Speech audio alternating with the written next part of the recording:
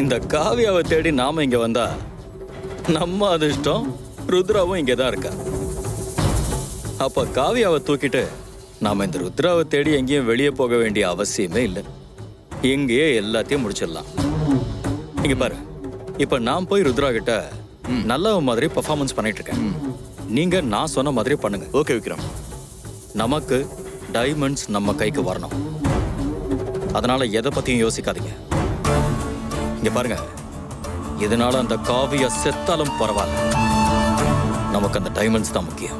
விக்ரம், ஏற்கனவே காவியா நமக்கு நிறைய ஹெல்ப் பண்ணிருக்கா. அவளை கொல்லணுமா என்ன? என்னடா பேசுற? அந்த டைமண்ட்ஸ் கிடைக்கலன்னா அந்த கிளைண்ட்ஸ் நம்ம 3 பேரையும் கொண்டுடுவானுங்க. அது பரவாயில்லையா?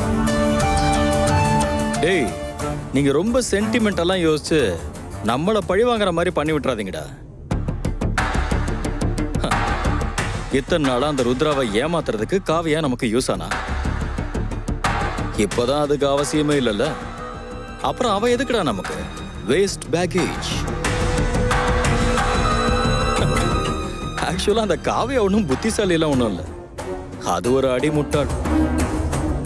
உண்மையிலேயே ருத்ரா அவளை அப்படி பாசமா தங்கச்சியை தான் பாக்குறா. ஆனா அதை புரிஞ்சுக்காம காவியா ருத்ராவை அப்படியே நம்பர் 1 எதிரியாவே பாக்குறா. ஆக்சுவலா இப்போ ருத்ரா கிட்ட போய் இந்த உலகத்திலேயே உனக்கு யாரை ரொம்ப பிடிக்கும்னு கேட்டு பாரு.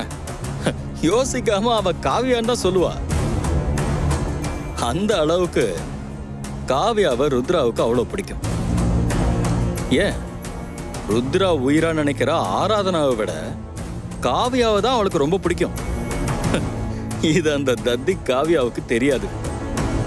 ஆக்சுவலா இது தெரியாம இருக்கிறது தான் நமக்கு சாதகமாயிடுச்சுன்னு வச்சுக்கோயேன்.